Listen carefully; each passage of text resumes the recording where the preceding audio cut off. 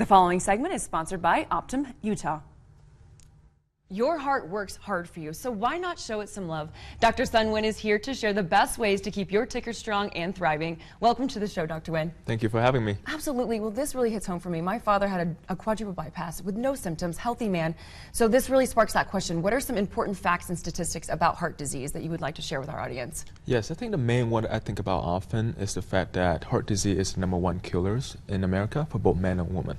So it's something that impacts a lot of people and something that I deal with on a day-to-day basis. Well, and like we kind of talked about, it can be a silent killer without those symptoms. So what are some of the key risk factors for heart disease? Yes, the main one that I think about all the time are things such as high blood pressures, high cholesterol, diabetes.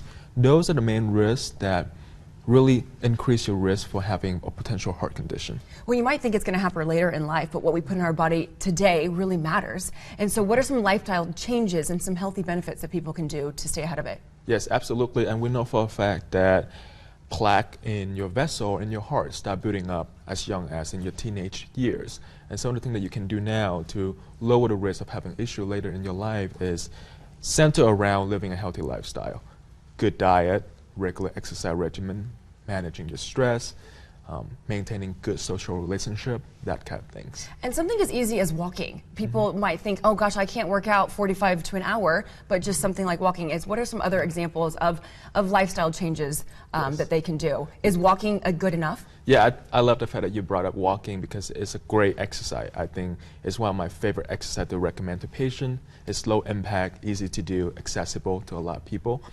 Other thing that you can do to kind of change your lifestyle for the better, such as trying to eat more whole food, trying to cook your meals at home, try to make getting out of the house a habit, maybe go for a walk in the park on Sunday, go for a hike, enjoy time outdoor with loved one and family. I think those are all great things. And those are all super easy things to be able to just add into our life. What about food? Is there any specific foods that are helpful just to stay ahead of heart disease? Yeah, I think at the end of the day, it's trying to eat wholesome, real food, try to eat more vegetable, lean meat, try to avoid processed food that are high in sugars, carbohydrates, simple carbohydrate. Now the question about meat, so some people are saying don't eat meat at all, or so can you, how many times a week can we eat that? Yeah, you absolutely can still eat meat. I think the key is to maintain a well-balanced diet.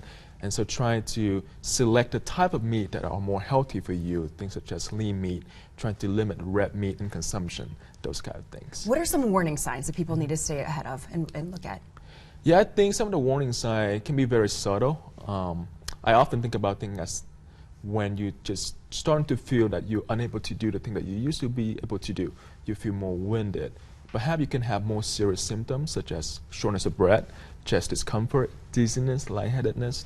Those can all be signs of potential issues. Now, what are some important screenings and tests to make sure that people can come and see you and do? Yes, I think this is something that people need to bring up to their doctors. Most often what we would do is that we would do a comprehensive blood panel, blood works to kind of see where your cholesterol levels are. We're obviously going to take your vital sign during the office visit and check your blood pressures.